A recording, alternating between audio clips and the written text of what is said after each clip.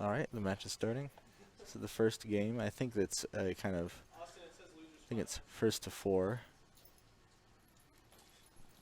Okay. So the Iron Giant's moves are really big. So are they a constant hitbox, or is it just swing and hope you hit them? It has a lot of like dragon. Oh. Okay, you came in. Yeah, no. It has a lot of like active frames, but it also has a bit of startup. And so if you're trying to combo an Iron Giant and they want to challenge everything, that's actually a good thing. So like Iron Giant is really good at catching players trying to just hold forward. And so like we'll see this a lot in the duos where he's just gonna throw something out because he's playing against a Finn. And Oh. yeah. But that sort of playstyle is almost kind of a double-edged sword because he's supposed to go in there and he's supposed to get hit because if he just stays off the side, they're going to team up on the Harley and it'll give him a free stock or two. So it's a very, like playing Iron Giant is kind of risky, but he is good because it's kind of a damned if you do, damned if you don't. You got to be very mindful of how the placements, how the field is going, if you need to tank, if you need to use your super armor, etc., etc. He's a really hard character, which isn't really common. In Plat Fighters, if you're playing a heavy character, you usually tend to expect them to be a bit easy to play. Oh, so Red ended up winning that game. Yeah, Rock and Blue. Pelucho. Blue had the advantage there for a little bit too, but so Red team is in losers right now, right? I believe so, yes. So yeah, let's see if they can win 3 more games.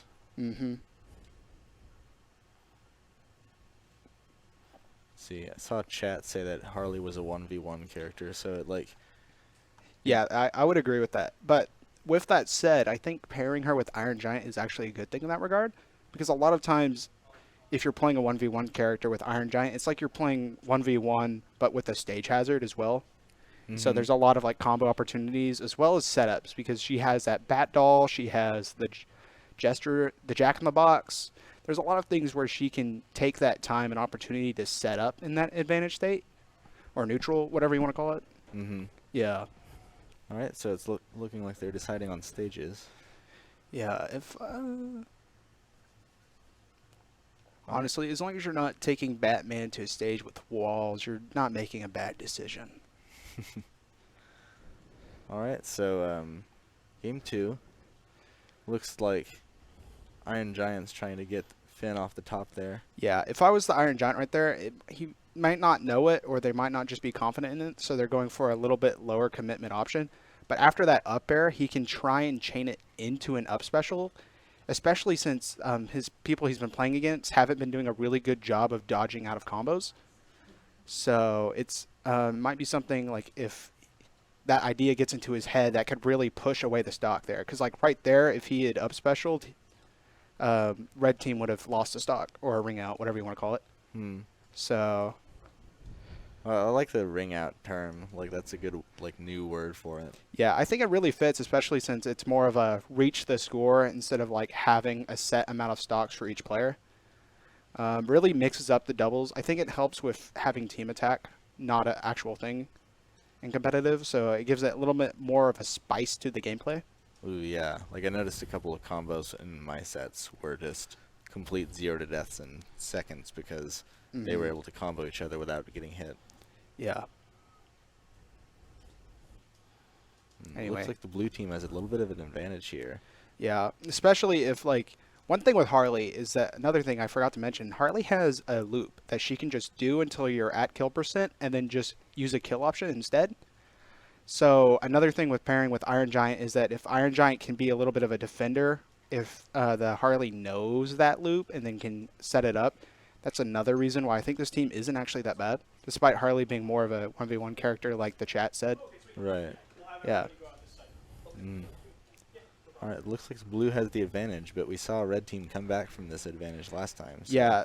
The thing is that like both of them are at higher percents, and then the Finn is at higher percent. So if they can kill Finn, they win the match. But then if they can clutch it out, take these 2 high percent stocks, then the game's theirs, which that's Iron Giant. Ooh, good DI, good DI. Honestly, wasn't expecting good DI from that. Oh, but the Harlequin died. Ooh. Like I said, both of those two were both at high percent, so they just needed to get a kill move on both of them. So they were able to clutch that out, actually. Yeah. Oh, chat. Jab, jab, dare, fair, fair, repeat. The classic. Yep, that's the Harley loop I was mentioning. Yeah. It's a, top Smash alt player, #1 in region, Cannon Red, has already learned the infinite, and playing against him is a pain. I'd imagine. Are you guys calling that the reset? Or are you? Yeah.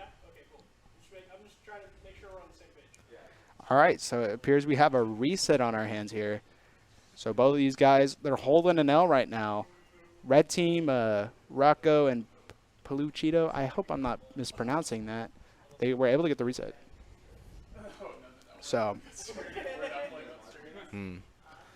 All right. So we did see adaptation from blue team, but it looks like red team's ability to just clutch out with those 0 to deaths is like earning them their keep in grands here. Yeah, like a lot of that is that like in this game with the ring out system, you can be down 3 stocks, but actually only be down 1, because if you have both your teammates at like a high percent, you just, especially if you're playing a character like Finn up special just kills. You can just jump up and do it, let it rip. It's really easy to just come back in this game. Like characters have a lot of clutch factor because of their combo routes and stuff like that. On top of just the way the system works, like it's hard to be comfortable. It's really hard to be comfortable, at least in doubles, with the score. Right. So look like they're deciding on stages here. The first game of the reset. We're seeing a lot of trophies edge too, which for red team I like that pick because it gives Batman a little bit of space. He can set up Batarang, he can set up Bat Bomb, and then I guess is red team switching to Tom and Jerry? That wasn't originally there, right? Yeah, that wasn't. Yeah, that's actually really good. Projectile characters kind of poop on Iron Giant quite a bit, and it would also allow them to challenge some of Harley's setups that she can do. So I think it's a good choice. It's just a matter of the player skill behind the Tom and Jerry, because especially with that dynamite there, like it just gave Batman so much leeway to just do whatever the heck he wanted, and he was able to take, was that 2 stocks there? He took 2 stocks because Tom and Jerry was covering with dynamite. Man. This looked like a completely different game than what was playing before. They're both playing super aggro, but Harley Quinn does take that stock. Yeah. And Tom and Jerry's getting at a higher percent now, so they might be able to close out to 2-2 here. But the Iron Giant is already at kill percent despite his weight. If Batman can get an up special in the air right here. Which he appears to be going for a lot. Yeah. Like, see, that almost killed right there. Misread the air dodge timing, or else he could have gotten that kill there as well. Like, if you can send your opponents into the air, Batman up special can really just make you 50-50. It's like, can you read the dodge? Can you not? And he got the 50-50 like 3 or 4 times there and was able to take out that game really well. I think Tom and Jerry's the answer. Even though they were, they were able to reset without it. Like, I think Tom and Jerry just provided a really hard matchup check as well as give Batman that aggression. Yeah. No, yeah. That just was a completely separate game. Oh, yeah. We'll see what their adaptation is, because I know both of these players are really seasoned in playing Super Smash Brothers, or at least they were back in Smash 4. So we'll see what they can do to counteract the skill checks and the matchups. Yeah, what I would see is that Tom and Jerry, like Batman did a lot of the aggression that match, so you would almost want to say, oh, you should focus on him since he's the bigger guy. But honestly, if I was in this position, I would try to focus on Tom and Jerry, because Tom and Jerry just gives so much like ability to just do whatever you want, like I said earlier. So honestly, like let Batman be in the background. You'd have to be really good at dodging Batarang though. So it's yeah, like it's a challenge. Yeah, we're seeing the percents rile up. Like blue team is getting high in percents, but it looks like Tom and Jerry are staying pretty much unhit. Batman's taking the most of the damage. Yeah, I think right now red team's getting a little, maybe they just got a little into their head there because they were just running into Iron Giant, and then with Iron Giant's like long lasting like when you get like dragged into it. It allowed Harley to get a hit in as well. Although they were able to get that spike there. Batman had that glitch. The grapple hook, I don't know if you've noticed this, but it can be really buggy. And so sometimes it's like Luigi misfire. You're just going to be like, oh, hello. And it just gets you that once. Mm-hmm. It looks like pretty even, though, from Yeah. right here. Iron Giant staying alive. It will take one. It's crucial. It's crucial.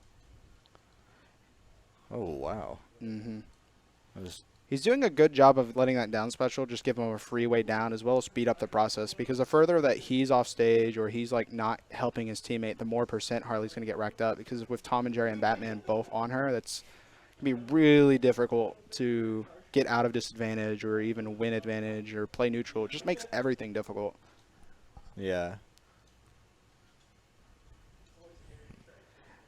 Anyway. Ooh, this is looking rough. Iron Giant is. Yeah, you know, Getting up, chat's building saying up this percent. is where the Iron Giant teams fall apart, because whenever you can just shut down the Giant with ice and weakness, which that is very, very true. Like, the projectiles are coming in, like, clutch here. I do think, like, what I'm, like, you know, pot calling to kettle black here, but what I've really noticed that there isn't a really good understanding of using perks against different players, only just what perks you usually like to use on your character, if that makes sense. Because, like, with that ice and with that icy hot combo there, I think they would have done a lot better if they had tried to use, like, just one of them switch to the projectile shield Right. perk, because then they wouldn't be able to get debuffed as much. It wouldn't slow down the Iron Giant even more than he already was. So I think, like, going forward for, like, both sides of the coin, I would love to see more experimentation and counter picking perks, not just picking whatever perks make you feel good inside.